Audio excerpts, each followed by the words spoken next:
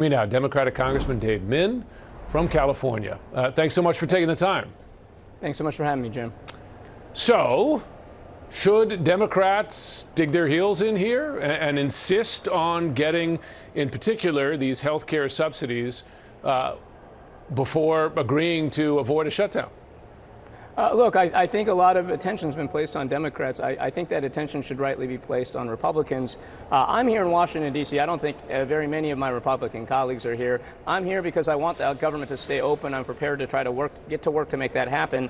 But if you look at what's happened in the last 9 months, and I've only been in Congress just over 9 months, Republicans control the House, they control the Senate, they control the presidency, and they've been pushing through the most aggressive and radical agenda we've ever seen in my lifetime on a party line vote over and over and over. Mm-hmm. And it's not an accident that these shutdowns always happen when Republicans have control. You have never seen in my lifetime a government shutdown when Democrats have control of the Senate, House, and presidency.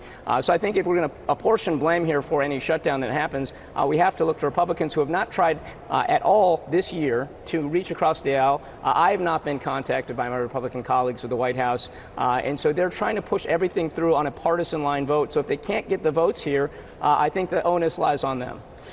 I get that argument, and ultimately that would be up to voters to decide who gets the lion's share of the blame. I'm just asking you, do you believe that Democrats should hold the line here and say, we're not going to give the votes unless we get something, in particular, additional health care funding? I can't speak for the rest of the caucus, but for myself, I'd be happy to consider voting to keep the government open. That's why I'm here. But that would require a few things. One, it would require the Republican leadership in the White House to actually reach across the aisle and to contact people like me and hear us out.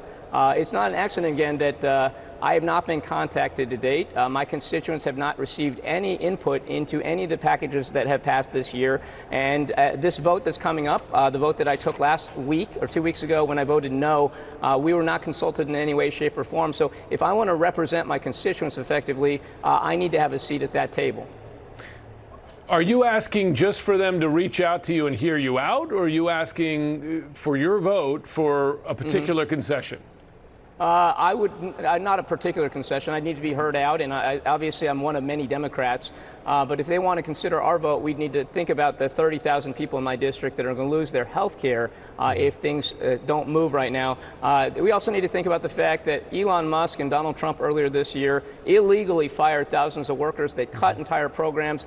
Institutions like UC Irvine in my district are firing hundreds of people because the science and research funding, including for cancer research, have been illegally cut.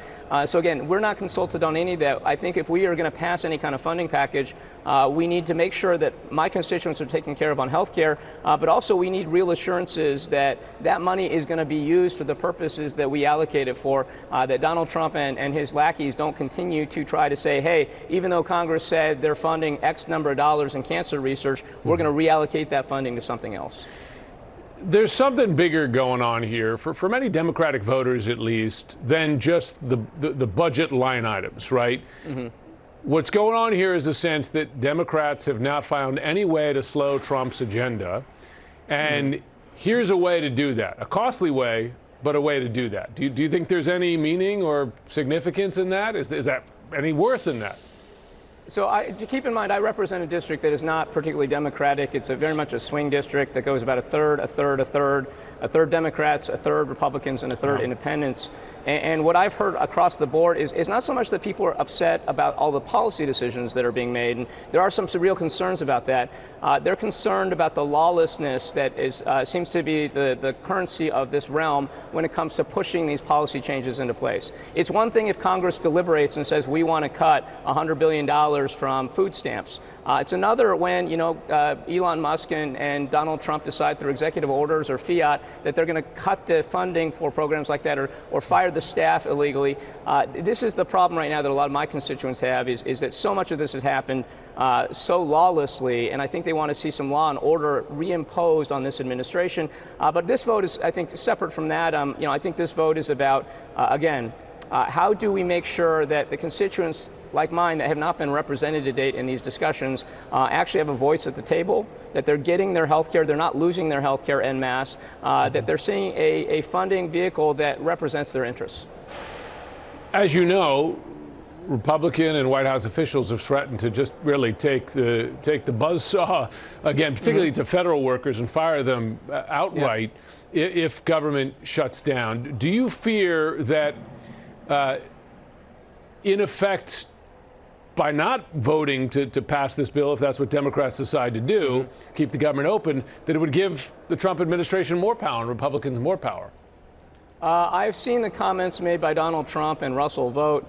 I would just note that they already fired illegally, in my view, many thousands of federal employees. They illegally cut billions of dollars in funding already this year. What they're proposing to do, I believe, is illegal. They don't have the statutory authority to do that. They will do what they do, and they probably will continue to violate the law in cutting programs they're not allowed to cut. And Congress probably, under this leadership, will probably not continue to conduct oversight. But I don't think the shutdown or no shutdown changes that dynamic. They're continuing to illegally withhold funds and illegally fire people. Let me ask you just a non-budget related question for a moment here. You describe a district which is, as you well know, an endangered species in this country, a relatively balanced swing district. And what we're seeing now, far out of the norm, is Republicans in red states redistricting mid-decade with the express intent of reducing the number of Democratic seats. I mean, we're seeing it in Texas, we're seeing it in Ohio. What are the effects of that in your view? What would the long-term effects of that be, just on the functioning of Congress, but also the functioning of this democracy? Yeah, and I think, and you have to, like, I was a law professor before going into politics, but, a lot of this comes down to, I think, the wrongly decided decisions by the Supreme Court to allow for partisan gerrymandering. And so you may know that states like Ohio, Texas, and Florida already did partisan gerrymandering in 2021. They drew as many Republican seats as they could without being racist. And so what they are now doing with the second bite of the apple is drawing racist districts under the expectation that the Supreme Court will strike the racial discrimination prohibitions of the Voting Rights Act. And so that's what this is all about. It's all being directed out of the White House, if you're following what's happening right now. This is not something that's happening organically across red states. It is the White House pushing these maps onto different states to try to steal as many seats as possible. It is undermining democracy, but it is also a serious sign that they know how unpopular their agenda is. That they know they will lose the House of Representatives unless they cheat, lie, and steal as much as possible. So yeah, it's terrible for democracy. It's terrible what they're doing right now in undermining trust in our democracy, in our fair and free elections. But that, unfortunately, is what this administration has been doing over the last 9 months, and really the last 2.5 years, is they've been undermining trust in fair and free elections. Congressman Dave Min, thanks so much for joining. Thanks so much for having me, Jim.